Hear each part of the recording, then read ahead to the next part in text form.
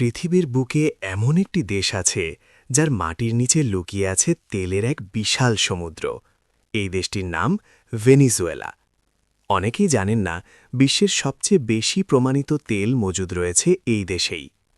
আন্তর্জাতিক হিসাব অনুযায়ী ভেনিজুয়েলার প্রমাণিত তেল মজুদের পরিমাণ প্রায় ৩০৩ বিলিয়ন ব্যারেল। এই সংখ্যা সৌদি আরব, ইরান কিংবা ইরাকের থেকেও বেশি। বিশ্বের মোট তেল মজুদের প্রায় ১৮%। ভেনিজুয়েলার তেলের হৃদয় বলা হয় ওরিনোকো অয়েল বেল্টকে। এই অঞ্চলেই রয়েছে দেশের অধিকাংশ তেল মজুদ। তবে এই তেল সাধারণ তেলের মতো নয়।